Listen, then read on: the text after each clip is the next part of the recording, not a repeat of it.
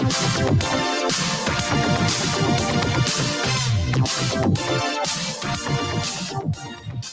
man, when's the last time you heard Phil Collins? Man, I don't know. It's been a while.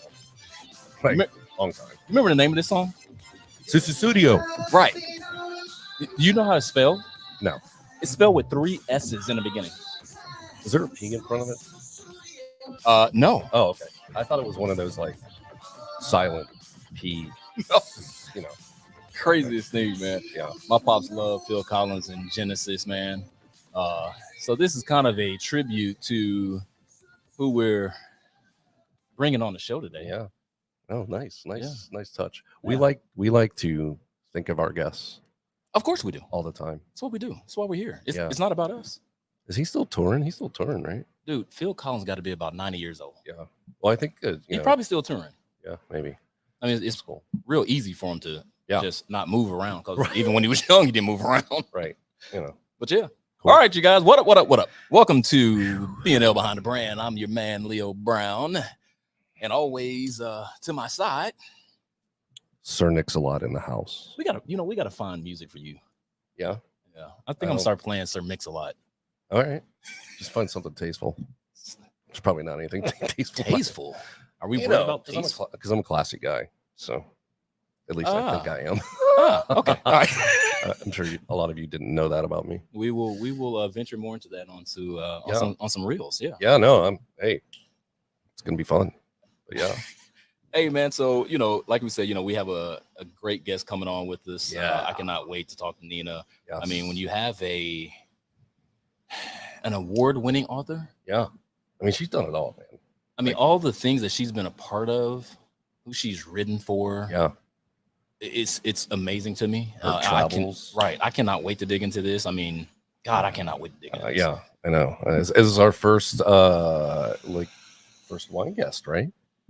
Well, I mean, I know she drinks other things, but like, Yeah, but truly, first one. no, this is gonna be a good one. Like, I'm excited about this. Yeah. I think actually this was Nina could probably jog my memory when she comes on, but I think this was one of the first ones we booked.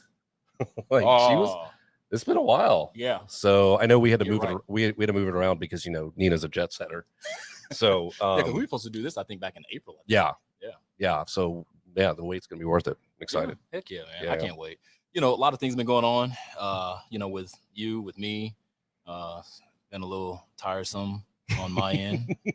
Still trying to catch up. Yeah. But Such is life, dude. yeah, man. It's all So good. we are now sponsored. Yes. Yeah. We are sponsored by JM Patriarch. JM Patriarch. The Maurice, name my man. of excellence. Yes. If anything that they do, they focus on making great cigars, Yes. and they will sell themselves. Yeah. I love the Habano so much. I've smoked a couple already since Oh yeah. Maurice graced our presence. Oh yeah. So I'm so excited to have him on and have him a part of the show and just a part of everything. Oh yeah. This is going to be a fantastic partnership. I think he's got a lot of great things going on with his cigars. I told him in the very, very beginning when we first met, and I really can't wait to see what's next and what's new. Yeah. Yeah. He's got a lot of good things going, man. We talk a lot, and he's saying, "What do you think about this? What do you think about that?" And I just give him my honest feedback and opinion, and he does what he does. Yeah. And he's making a damn good cigar. So Yeah, no, I think anybody that's he's like a big teddy bear, dude. he is. And he's just such a genuine dude. And we're all hoping for the best for him. And I think just having someone like that backing us is it's just really exciting, man. I'm like still kind of like shocked. Right. Not shocked, but like we have our first sponsor. Yeah. Like it's kind of the evolution in Barrels and Leafs, right? Like, It's real. hey, if any of you out there, I'm just saying, Anybody interested, anybody interested, we'll take care of you. we'll take care of you. We take care of our people. Speaking of taking care, bro, Yeah. I was came across something earlier in the week. I found very interesting. This isn't the fired up, but it's just very interesting. Yeah. I don't know if you heard about the kid who actually I don't call him a kid. He's 27 years old. And he lengthened his legs because of a crush. So the girl at the time, because I think they were in high school. Yeah. And she said that she didn't want to be with anybody who was under 6 foot. So the man was 5'5". He goes out and goes to Turkey, by the way. Turkey. Yeah. And gets his legs lengthened. I've never heard of that. I don't know if I even thought that was a thing. Well, check it out. You know, it was a thought. Is this something like augmentations? You're right. You know, so how good or how bad is it? Yeah. I mean, I don't think we think of, at least on the gender side, males doing a lot of things to enhance themselves. Right. You know, Nope. I mean, for the most part, especially something like that. I mean, I can't even imagine that surgery. And is that a cosmetic thing, or because it is? It's like, you know, it is cosmetic, but it's not, or... because it is cosmetic because his legs, the bones are actually being broken. Right. And then they're being stretched because the muscles have to be stretched, the tendons, the ligaments, right? And then they have to reset them. Man. Yeah, I don't. I mean, dude, think about Kevin Hart. Kevin Hart's all of what, fucking 5'2", maybe. I don't know. I'm sure he's taller than that, but he didn't think about lengthening his damn legs. But he's funny. He's got something going for him. So people probably just, you know what I mean? Like, he's got a trait that probably are like, people are like, whatever. I'm gonna let that go because it sounds like you're saying dude ain't funny. He ain't got no. Dude is funny. Dude was, no, I'm talking about Denzel. So the guy that listens his leg. So he was also in the military, by the way. Yeah. So like, what happened? Is the girl gonna date him now? No, she's still not fucking with him. I don't know. It's the most amazing thing I've probably seen come from a guy's perspective. Well, so what did he make him? 6 foot? 6'1". Wow. So that's what's 7 inches. 7 inches. 6 inches. Yeah, that's what she said. All right. Anyway, so I was sitting around the house, and we were sitting around the house, and actually came across something just literally by accident, bro. You know, if you're watching TV and you're scrolling through, you're like, what the hell is this? Yeah. You ever heard of tech ball? No. Oh, yes. You sent me that post. The kicking, it's like ping pong, like highlight. Not highlight.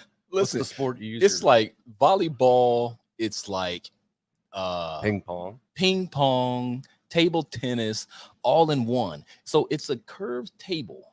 Yeah. Right. That has a divider. So if you can imagine a ping pong table, but it's more of a curve. No, I saw it. Upward curve, right? Yeah. And you actually have a divider between it, right? It's a clear divider. Yeah. And you have the option to still hit the ball 3 times. Okay. Oh, right. Gotcha. Yeah. Like so volleyball. One person can actually hit it twice, unlike volleyball. Right. And then the next person, it has to be passed to the next person. The next person has to get it over the center, right? But if you're playing, so there's 2 ways to play it. Well, 3 ways technically to play this game. So you can play it single, but you can hit the ball yourself 3 times by itself. Yeah. Okay. You can play doubles, so such as men doubles, women's doubles. 2 people on each side. Right. Yeah. And then you can play mixed doubles. Do you think it's going to become a sport? This is going to be to the Olympics. This is going to be added to the Olympics, bro. I'm surprised they haven't added pickleball to the. I think that's coming because that's been huge. That might be part of X Games. Like, isn't pickleball just like a smaller version of tennis? Mm-hmm. Like, yeah. I don't know. Whatever. I watched that video, dude, and I was just like, how are these people? These guys are doing like bicycle kicks, right? And like accurately hitting it on the other side of the table. Exactly. Like, okay, like this is both just I don't like weird and also like fascinating, but you know, I just thought it was cool. Like I said, we were sitting around the house and just we were trying to watch. I think we were trying to find a baseball game. Oh no, I was trying to find the scores to the LSU Florida College World Series game, the one that was 24-4. Oh my god! So I was trying to find the scores, and ESPN just wouldn't play. So went to ESPN 2 or ESPN News, I forgot which one. And dude, just in there and just watch this entire women's, not the entire, but the last half of women's tech ball game. Oh, so it's actually on TV. It's on TV. Jesus. Yeah, this one was happening out in Santa Monica, as a matter of fact. I wonder if they have tech ball in France. We'll have to ask Nina that. Maybe well, here's the funny part. It was actually formed in Hungary. Really? Yeah. I could see that. Yeah. Interesting. I mean, anything that's like got a foot, like a ball that you're using with your foot, it's very European, right? Yeah, very much so. Yeah. But, I thought it was interesting. Yeah. But anyway, I'm not going to try it, but no, whatever. You can find me on a golf course. That's about the closest that you're going to find us. It's too many sports to keep track of. So, all right, man. So, we said what we're smoking, which is by our sponsor, Mr. Maurice Mears of JM Patriarch. Yes. What are we drinking, bro? So this is just so everybody knows out there, we're gonna do our launch angle. This is our first official one, where we just kind of come out with some really interesting releases, brands. It could be new to our market, could be new to the world, et cetera, et cetera. But I thought it was about time to break this out since it just hit the shelf a few weeks ago. And Nina will be very familiar with this because she actually visited Oranzon. Oh, so yeah, I'm very excited to talk to her about Armagnac. Heck yeah. But so if you guys know, so we had Carolyn Rosé on the show a few weeks ago. Sorry, bad glare. But this is the new 20-year assemblage. So there you go. There we go. So this is Domaine Oranzon in Ténérez, France. Really, really good stuff. So this is usually every year they do a 20-year. So it's an assemblage of 4 vintages. This one's a 77, 96, 2000, and 1990. So essentially what they're doing is just taking 4 barrels. That's it. There's no, ghost casts or here, blah, blah, blah. It's 4 single casts put together.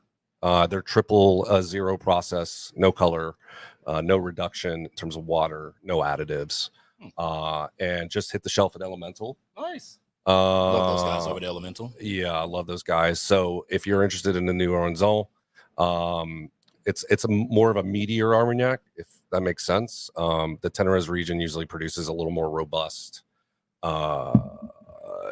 not as floral fruity as some of the like the Haute or the Basse region. But yeah, man, I've been dying to open this and share it with everyone. So yeah, that's our launch angle today, the Domaine Oranzon 20-year assemblage. So cheers. Cheers, brother. Cheers to Jimmy for hosting us as always. Oh man, here Jimmy. At Smyrna Village Bourbon and Cigar. 1295 West Spring Street in Smyrna, Georgia. Right here in the Smyrna Village Market or shopping center. It's tucked away. I like it. Come on down. I mean, Yeah. I mean, today, as we normally do on Thursdays, they have a whiskey tasting, which is always a treat and a pleasure put on by Jimmy. So you guys come on down here, and don't forget, whenever you do come down here, Christina and Audrey, they're here. Make sure you take care of those ladies. They are lovely. Yeah, they're awesome. They make some fantastic drinks. They give some excellent freaking service. So always love coming here, man. Always. Jimmy, you still got spaces tonight? Yeah, 3 seats. 3 seats left. So, and Hirsch is the whiskey tonight. So Jesus, bro. Yeah, I know. Wow. This is why I drink Armagnac BTS. So 3 seats left. So if you guys want to taste some Hirsch tonight, I think they've rebranded and like re-upped and all this jazz. You'll find that all out tonight. So yeah, come on down. I can't wait. I can't wait. I can't wait for the next thing too, because this is one of our favorite segments. Yes. And it is Fired Up. Brought to you by JM Patriarchs. Yes. It's good to say that. That's good. It's good to say. All right, we're gonna. So what do you got, Nick? Okay, so I've heard this word. So today is a word. It's a soapbox word. Here we go. And I think it covers a lot of this industry, the tobacco industry. I've just been talking to, just people texting me, or I'll have someone just like randomly text me about something, and then they'll comment. Right. But the word is smooth. Smooth. And it's just absolutely has gotten under my skin so much. When people describe something as, especially in the spirits world, as smooth. So, and let me explain why. So for me, when I think of smooth, I think, Jack Daniel's charcoal mellowing. I think vodka being distilled 50 times. I think of... Do you think of butter? I think of a lot of things. I think of my shave. Being like smooth. When I shave, being smooth. Sure. I don't want my spirits being smooth. No? I'm sorry. No. Like You want it peppery? For me, smooth is a cute way of saying it's just easy to go down. And easy in that you are stripping a lot of flavor from that particular spirit. And I'm starting to see it a little bit in tequila. I don't know if Jimmy's seen this, but these Cristalina tequilas, where they're like really filtering them. Right. You can use so many things. Charcoal, fucking diamonds, like it's like, I guess for me, like when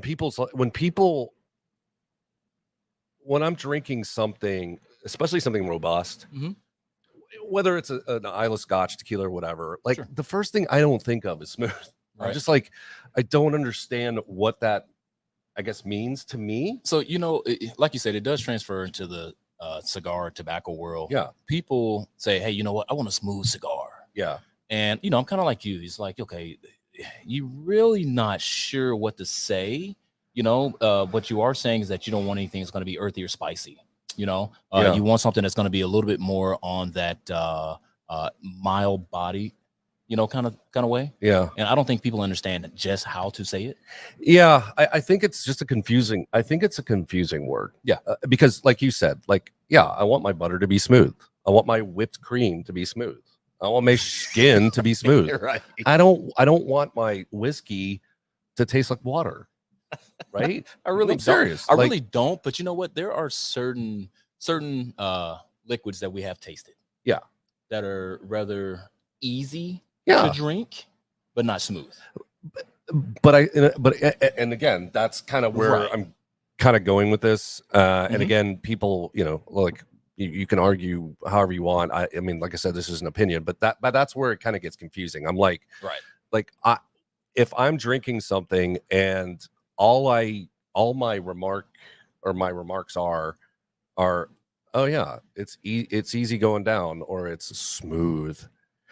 I mean, what does that mean? This like, is does it mean that you don't get any other flavors out of it? Yeah. No, I'm serious. Like this, I mean, it's.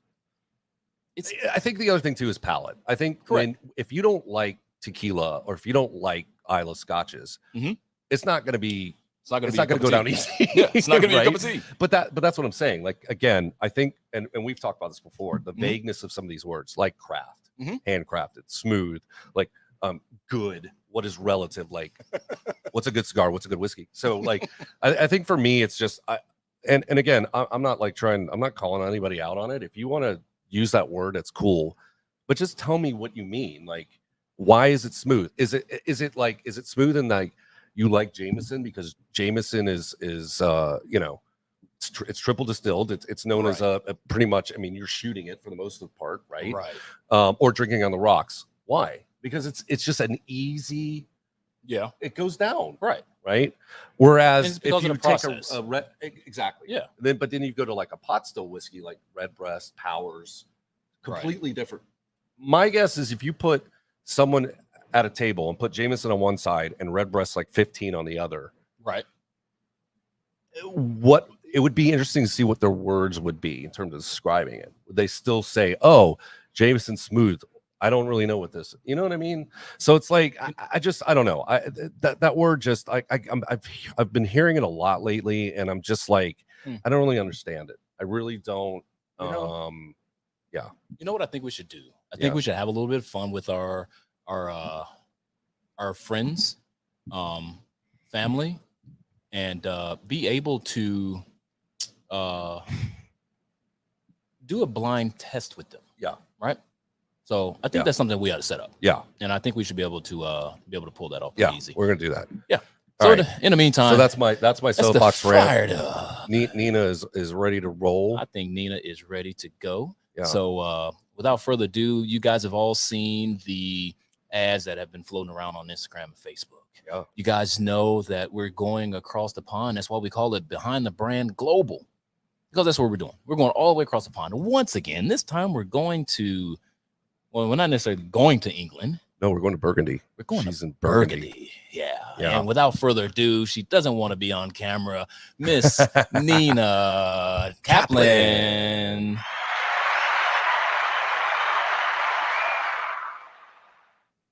Hello, Nina. Hello, Nina. Hi. How are you? I like the clapping. That's great. Oh, thank you. Well, how about this? You get a second ovation. Even better. How are you, ma'am? I'm very well, thank you. I'm a few hours ahead of you. Yes. I'm in the evening here, but all good. Yeah. Awesome. So I'm more Thank you. Armagnac time than you are, actually. Yes. Yes. Well, I don't know. I can kind of go against that. I'm more on the Armagnac time right now. Yeah, we're on Armagnac. I don't know if you've had the new assemblage or if you tasted it at Aranzon, but it is fantastic. No, Nina, I haven't. No, when I was there last year, and I got to taste. Sorry. No, I'm you're sorry. good. Go ahead. You're good.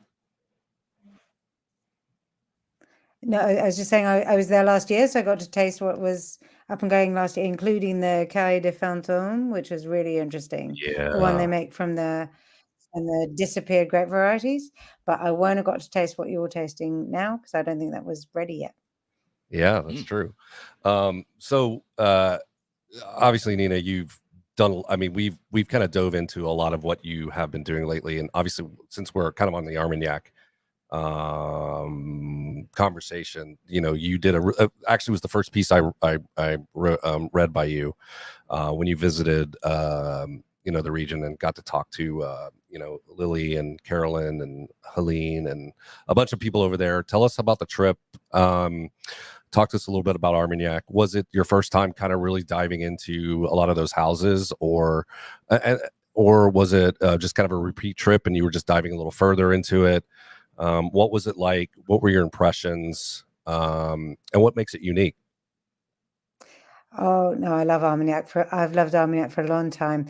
My first trip was in 2007 with wonderful Amanda Garnham, who is she's on Armagnac herself. Actually, she's a Brit, but she's lived there for 20 years, and she knows everybody. And she took me around and sort of introduced me to the region and explained the differences between Armagnac and Cognac, and it was fantastic. I went to Castaret, I did all these things. And then recently I sort of thought, yeah, but that was 2007. That was a little while ago. So it seemed like time to go back. So I went back actually last summer and went to, again, visited the region. Didn't get to Castaret at that time, but went to several others, went to Alençon, went to met several people who are related to the musketeers, which was quite cool. It's amazing how many musketeers there are wandering around the Armagnac region. So, and all of them making great Armagnac, Right. I don't know what he needed a sword for. But so yeah, so that was really good fun. Meeting Caroline from Domaine d'Arançon, Lovely, she is great, and hearing about this attempt to revive these grape varieties. So there are 10 grape varieties you are permitted to use in Armagnac, but people mostly only use 4.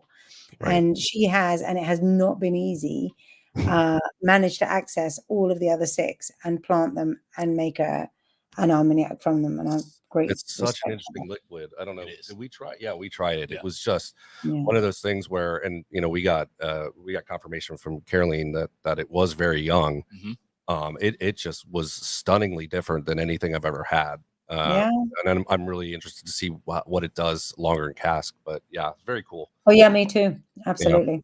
Yeah. What was it like meeting Victoire? What is she like? I mean, she's a legend, right? I mean, like she's, her and Patrick have been in the game forever. What is she like? Like, what were your impressions of her?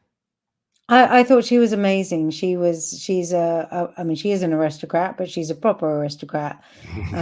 She's like, an elegant person in every possible sense. And I can't remember offhand how old she is now, but I think it's around 80. I may be doing her a disservice in one direction or the other, but yes, and just no, we had a really interesting conversation. We had a conversation about her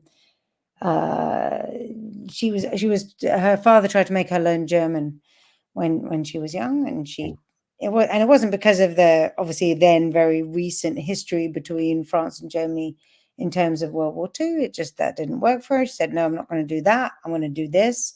I'm going to go off and be a journalist." And that's what she did. And she has a very successful career separate from Armagnac as well. But they were wonderful hosts. I mean, you know, them and Lily as well, and you know, the whole family were just. I mean, I was there actually with some of my family, so it was really nice. We got to sort of mix a bit and sit around and talk and eat some food and drink some Armagnac. Those of us who were old enough to do that, and yeah, it was a beautiful experience. Nice. You know, Nina, you said a couple of things that struck a nerve in me. Is one, you know, you talked about, you know, the word journalist. I went to school for broadcast journalism. That was one of my minors, and I love doing what it is that I do. I'm not nearly as published as you are, but I definitely want to get into that. The other thing that you talked about was being around family just a moment ago. So, and that's something that strikes me very hard. So I wanted to ask you a couple of questions. One is, you know, can you tell us, outside of some of the places such as Food and Wine and National Geographic and Travel and Leisure that you've written for? And the other question is, I know that you wrote a couple of articles about being Jewish as well. Tell us a little bit about I got a couple of questions, but I read something very interesting about a group or a gang called the Purple Gang. Can you tell us a little bit about that as well? Yeah, well, that's to do with prohibition. I have to say, sorry, I'm slightly lost track of you asked me another question first. Apologies. To do with family. Yes. Before I get to the Purple Gang, what was that? Because I noticed that your husband is your photographer. Yes. So, and also I was saying, I was asking, were you published in any other publishings besides Food and Wine, National Geographic, and Travel? Oh yes. Oh yes. Thank you. Sorry for the two, okay, as they say in France. I'm 6 hours ahead of you here, and it's been a long day. So yes, I am. I am a columnist for Times Lux, which is the Times of London, as you call it, which is the UK version. It's not related to the New York Times. It's a different newspaper. So I'm there, the wine columnist for their luxury publication. And I am also a columnist for Club Enologique, which is a lifestyle magazine for wine lovers. Yeah, and I write for lots of people. I was a columnist for the Statesman for 11 years. I was the features editor of Time Out. I've written for lots of people. So that's the answer to that bit. As far as my husband being my photographer, that is a really happy coincidence that he happened to be a fantastic photographer, which, to be fair, I did not know when I met him.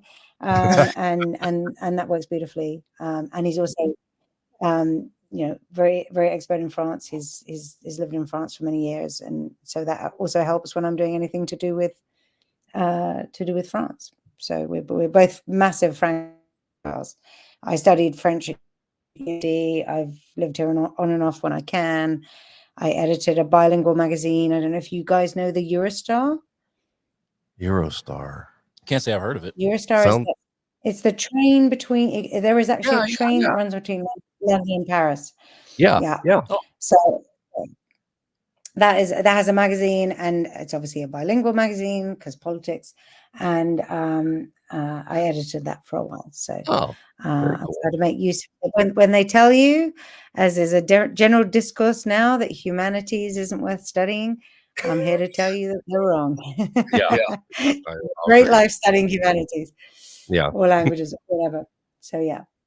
No, I was very interested in the Purple Gang because I know that me and Nick were both going to get into the article that you wrote for Barley Magazine, but the Purple Gang really was a fascination to me because, from what I understand, is that they were a Jewish hijacking and bootlegging mob, which Nowadays, they're known as the 116th crew.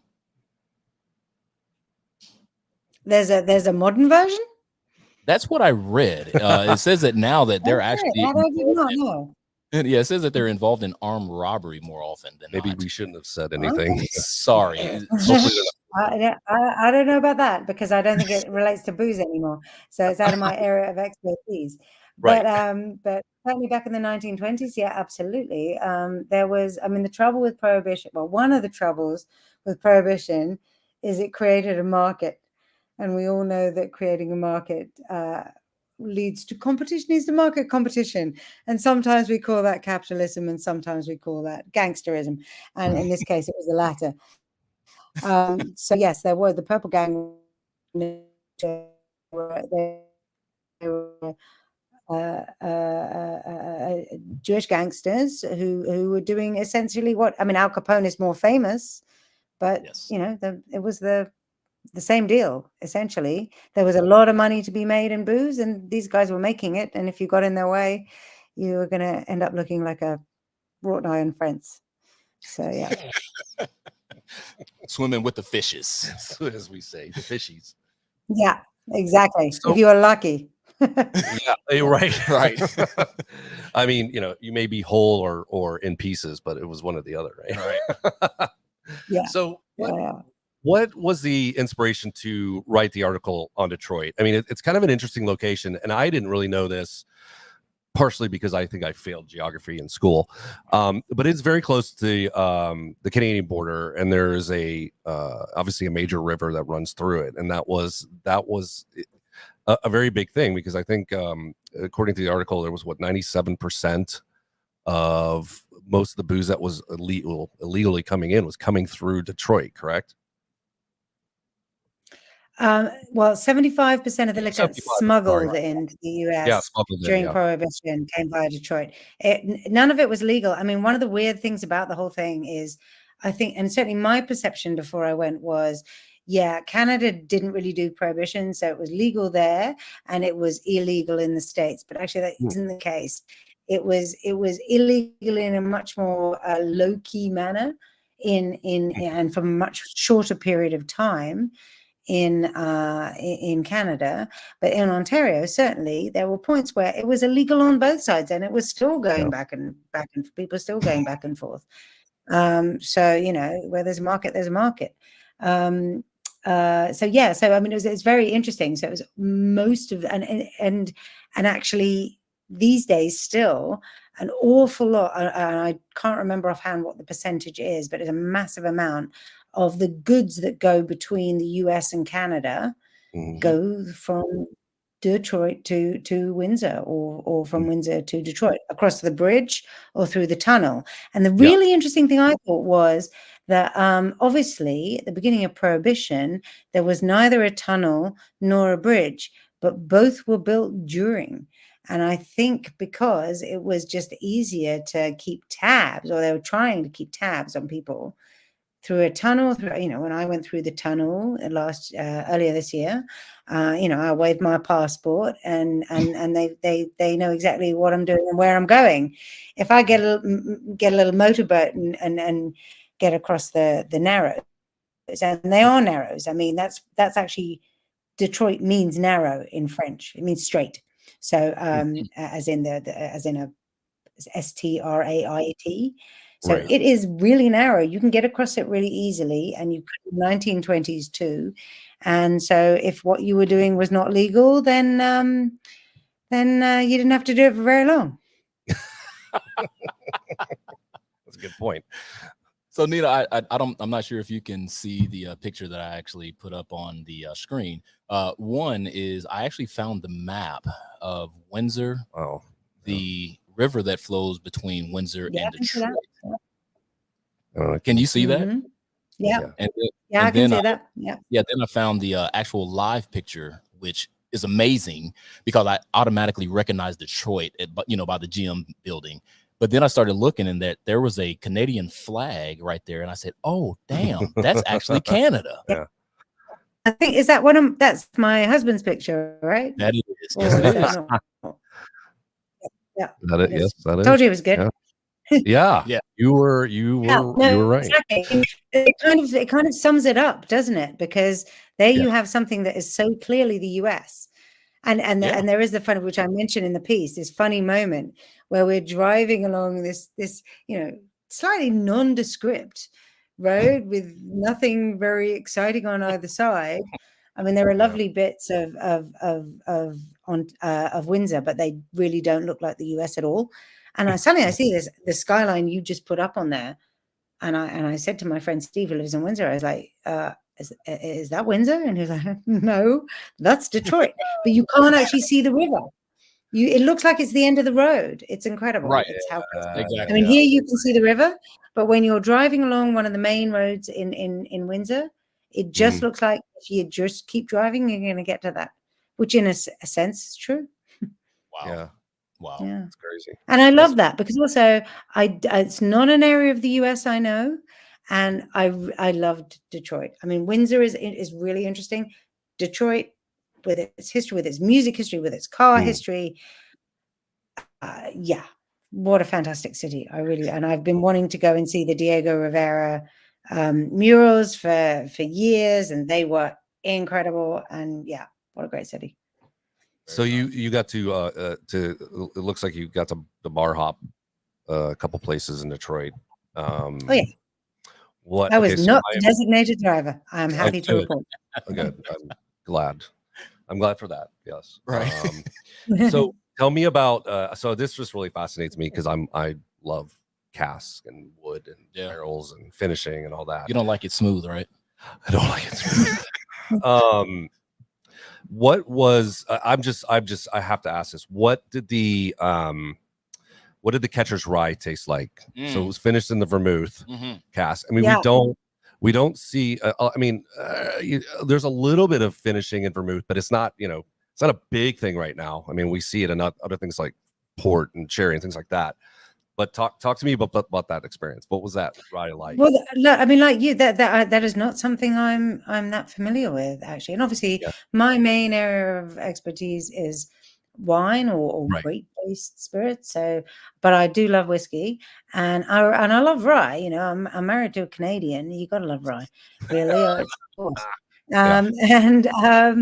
And I really liked it. I thought it has a certain sharpness to it. There's a bit of a that thing where the grating comes up with the little spikes. It's like, don't drive here. Yeah, it was a bit like that, but in a good way. All right, that's a good description. And it was a lovely bar. It was a great atmosphere. There was one bar we tried to get into, which is kind of a speakeasy, and they were like, no, you have to come and eat. And we said, but we've had dinner, and can we just have a drink? And they're like, nah. And I thought, prohibition. So yeah, but okay. All right, so we didn't go there. We went to the other place, and I got to try the vermouth finished rye, which was new to me. So that was great. Did you get a chance to actually go through the tunnel? Oh yeah, absolutely. And it was kind of annoying because there's me and two Canadians. So my husband is Canadian, and my friend Steve is Canadian, and they're like, "Yeah, okay, Canadians. Anyway, you Brit, where's that passport? let's have a conversation."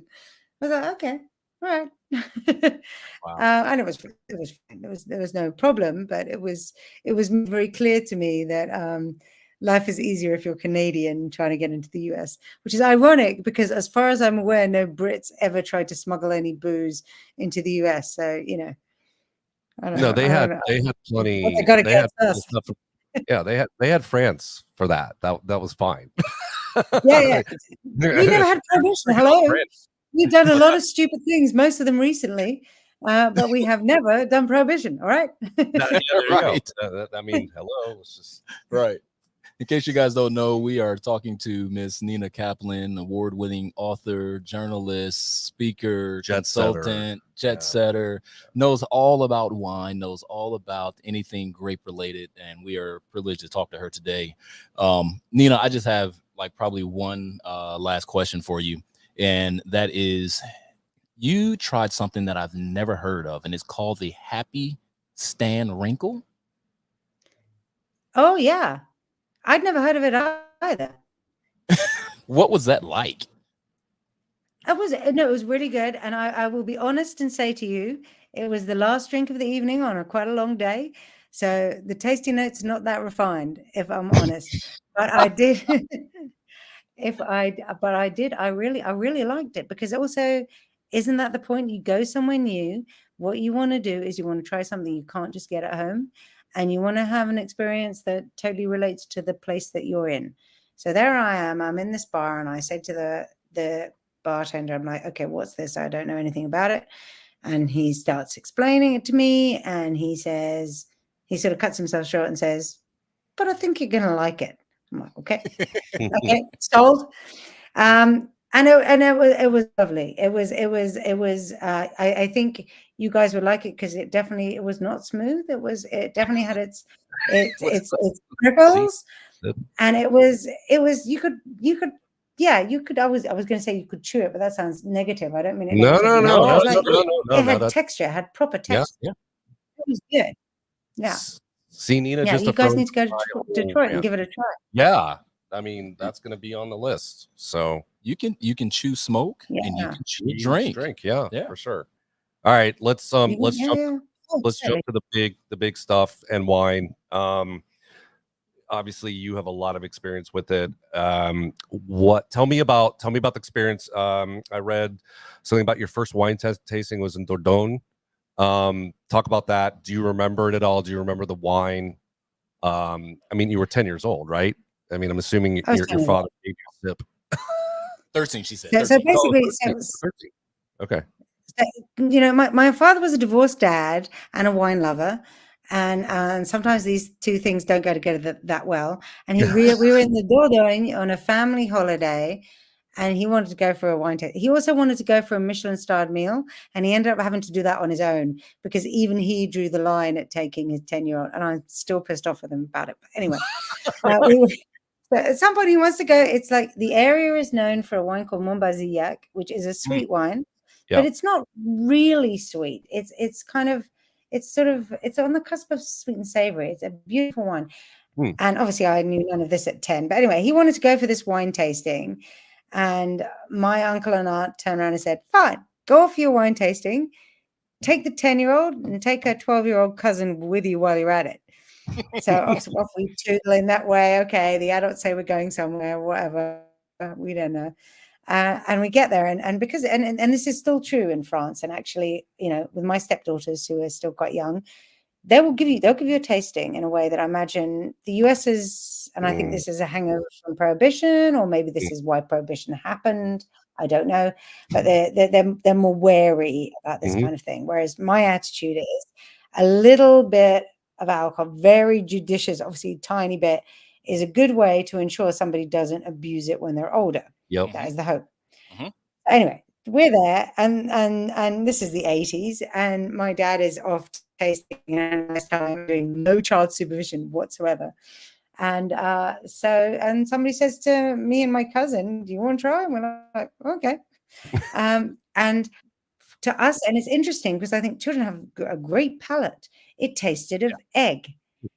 And it's something like that would never be a tasting note I would give for Montbazillac now, but it's true. It does. It has a slight viscous texture to it, and it has a slight savoriness under the sweetness. Anyway, we're both, apparently for the rest of the holiday, we're like, we want more eggy wine. When can we have some eggy wine?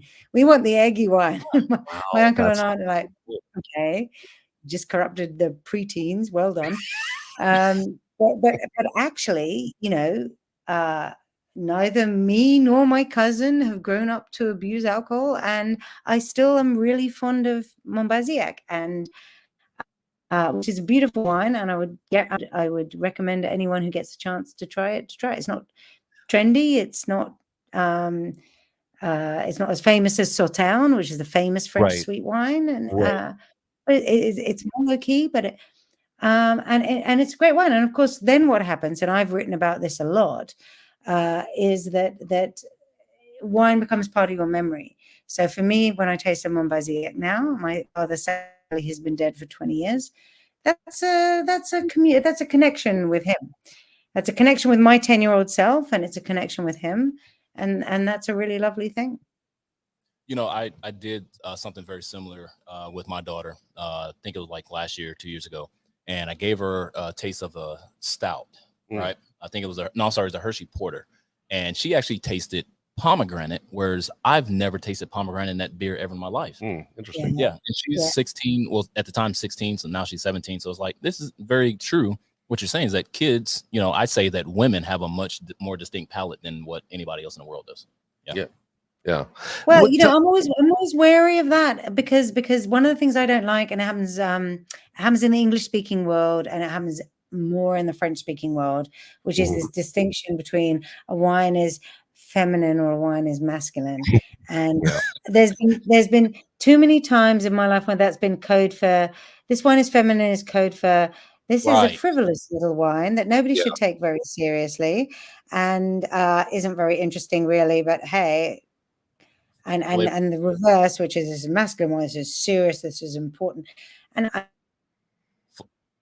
flavored cigars are meant for women. So just to me, if I'm going to say I don't like that as a set of descriptors, then to say that women have better palates, I mean, I know that a lot of people who say that.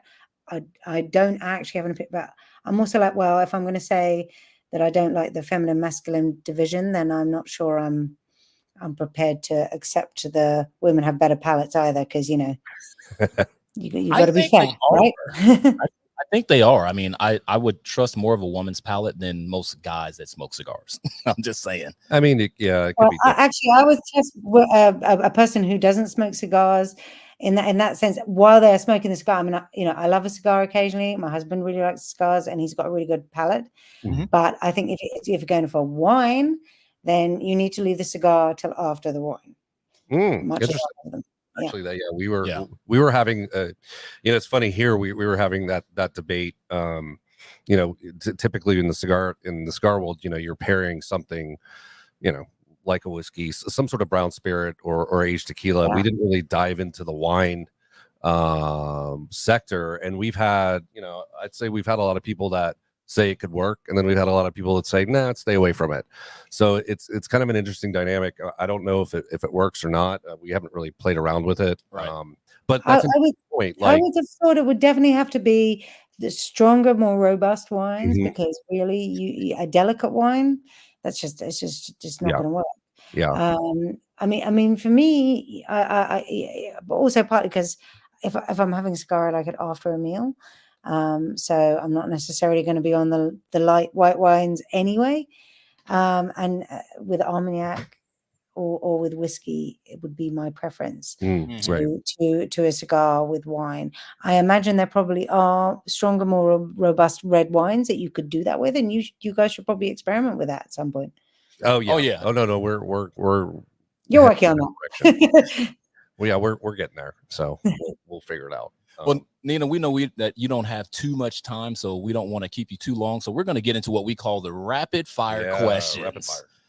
And these are just a couple questions that we ask, and we ask that you give us your honest answer from the top of the head. Yes. And don't think about it too much, and just enjoy the question.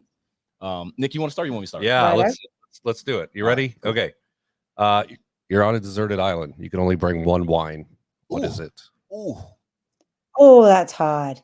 Okay, it's got to be Pinot Noir from Burgundy, but hopefully in Magnum, so it lasts the hopefully a Magnum. Okay, the larger the larger the bottle, the vessel, the better. Right. Got it. Great. Yeah. It's gonna last a while.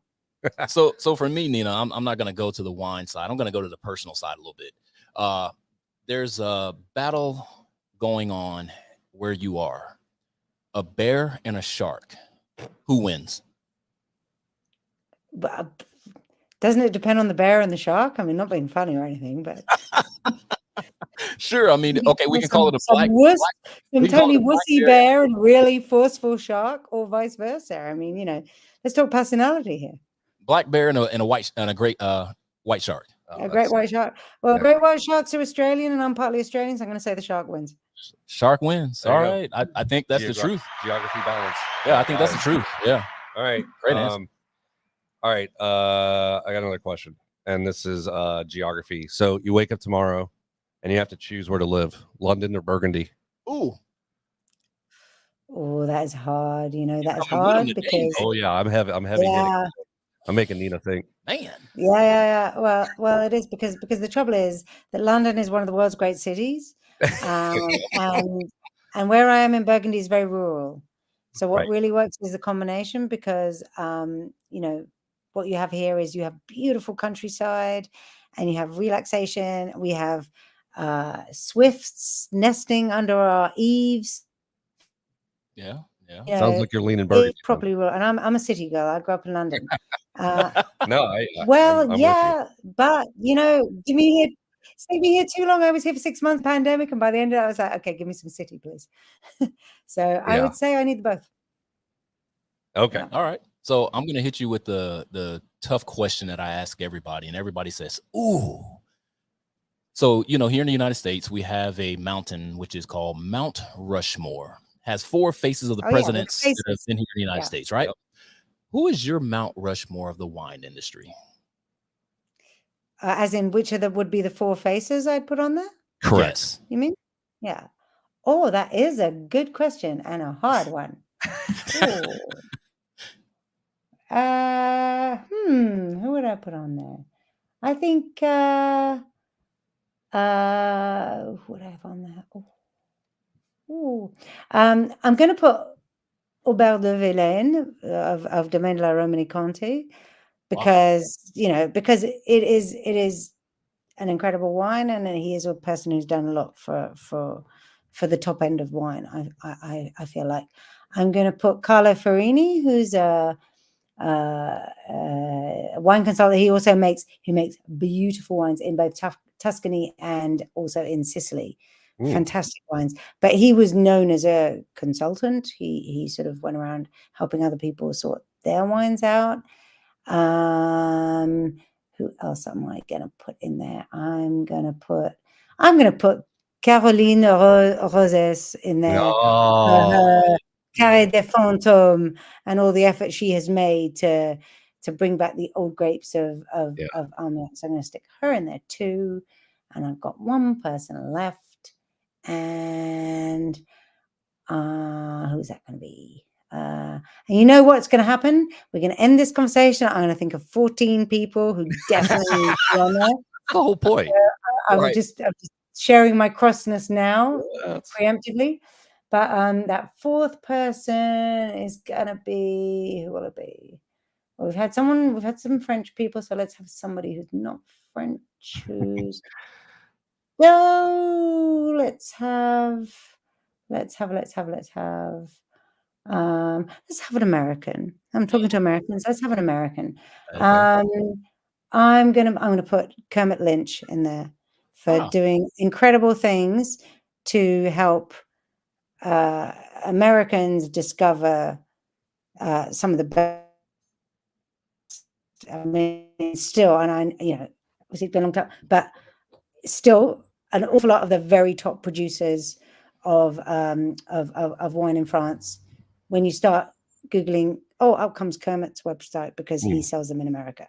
So he's done a lot, I think, for Americans' understanding of the best of, because that's always the hard thing, isn't it? The best wines, small allocation.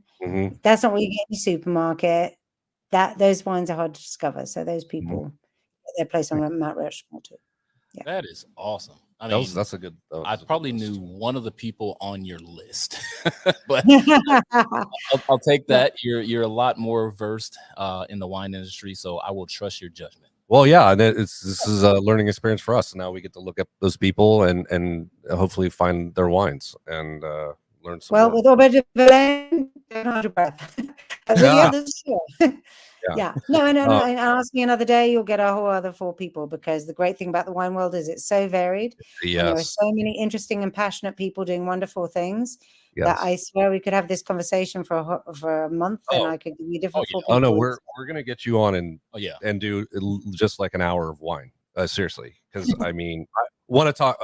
Next time we got to talk about your book. I wanted to throw that in there really quickly. I know we didn't get time to do it, but the Wandering Vine, Wine, the Romans, and Me, you wrote, and it's out there. I'm assuming all the best retailers, Amazon as well. It was very favorably reviewed in the US too. I'm great. happy to say. Plan for another book? So or you could just absolutely, American audience can get a hold of it. Yes. Yes. And we're definitely looking into reading that. And, let's dive into that. We'll definitely get you on again. I really want to dive into the book with you. Yeah.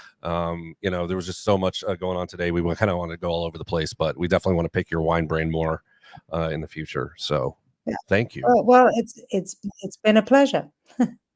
Yes. I've enjoyed this show, Nina. Thank you for coming on. Yes. Taking time out of your schedule. This means everything to us. Please, you guys, if you do not know who we're talking to, we are talking to award-winning author, consultant, public speaker, travel writer, wine expert. I mean, there's nothing that this woman has not done. Nina Caplan, everybody. Nina Caplan. I mean, just wonderful guest. Knows everything about grapes. Yeah. Thanks very much. Okay. Take care, guys. Yeah, you too, Nina. Take care. Well, that was fun. Yeah. I was gonna like plug our website. Oh yeah, we can always plug the website, man. You know, we definitely have a lot more of the shows to go.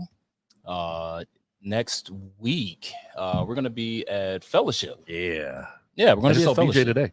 You saw BJ? I waved him in the street. Yeah. In the street. I waved him at it. Yeah, he was getting a food delivery, and I'm like, "Hey, BJ, we'll see you next week." Yeah, so we're going to be at Fellowship next week, you guys. We're going to be talking to Akbar. We're going to be talking to Teresa, BJ, talking to Q, trying to find out exactly what all Fellowship has to offer for all the people that don't know about Fellowship. So that's going to be exciting. Yeah. So, this is always a good time, you guys. Right now, we are at Smyrna Village Cigar and Bourbon, right here, 1295 West Spring Street. I'm getting a look from Christina like something's wrong. Bourbon, Smyrna Village Bourbon and Cigar. There we go. I got it right. So this is always a great place to come in, you guys. To get today, there's a whiskey tasting, which is every Thursday, pretty much. Yeah. Jimmy goes out and finds all the right people to come in to test your palates. If you don't know about certain liquids, Jimmy is the right guy to talk to. He brings in a lot of different people. Brings in a lot of different brands, cigar brands as well. Sometimes Tuesday, there was the long ash contest. Oh, you had another one. Yeah, there was another long ash contest, which was awesome. So I definitely got to get here one day for one of the long ash contests. Yeah. But yeah, man, this has been a great show. In case you guys don't know, again, we were talking to Nina Caplan. If you guys want to, please go ahead and give her a follow on Instagram. Yes. It is at Nina Caplan. That's CAPLAN. You can definitely check her out. She has some fantastic articles that she's written. Please go and check her out. If you go to, I think her website's just www.ninacaplan.com. Yeah, it is ninacaplan.com. And it lists everything, all the articles she's written for, the publications she's written for, where you can find her book. Right. We definitely, this was one of those where it was like just kind of a teaser show, right? Like, we could have dove, I wouldn't really want to dive in with with wine and her book. But yeah, that was great. I mean, there's a lot of information that we can get out of Nina. I really want, because I really kind of wanted to dive into like a little bit more of her personal background. Yeah. She talked a lot about, being Jewish. Her father was her father, right? Definitely, even her grandmother, on the political side of things when it comes down to England. So it was really, we had a lot planned. But tune in for the next show, you guys. Yeah, it's going to be fun. We're not going anywhere. And just to let you guys know, this segment this show is actually brought to you by JM Patriarch. Yeah, if you guys don't know about the cigars, man, go out and get them. Yeah. You can go to the website jmpatriarch.com. Fantastic cigars, great guy, by the way. Very easy to talk to. We'll tell you anything that you want to know about the brand and the cigars. So please, man, go out and check out JM Patriarchs. Yes. And now I'm gonna have a old fashioned made by Christina. I'm gonna have an old fashioned made by Christina. Yeah. One of the best old fashions, seriously, that I've tasted. Yeah. So come on down, hang out with us. But again, thanks for listening. Go to YouTube, subscribe. Yeah. Barrels and Leafs, Instagram, Facebook, all that jazz. Barrels and Leafs, BTB, by the way. BTB. But look, I'm not going to tell you not to go and subscribe to Barrels and Leafs.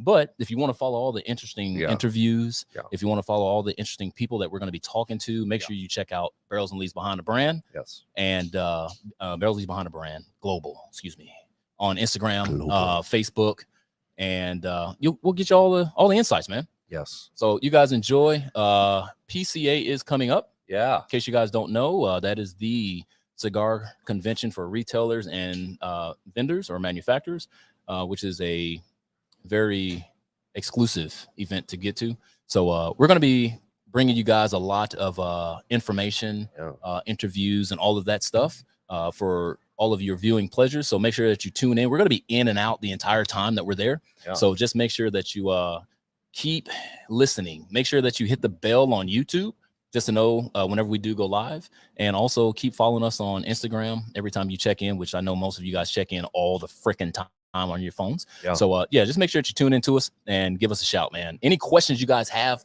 throw them up either an email, throw them up into the DMs, anything you guys have, man. And we appreciate you guys for tuning in. Thank you guys for watching. Thank you guys for following. And with that being said, stay cool out there, people. Stay freaking cool out there. All right, you guys, we're out of here. Peace.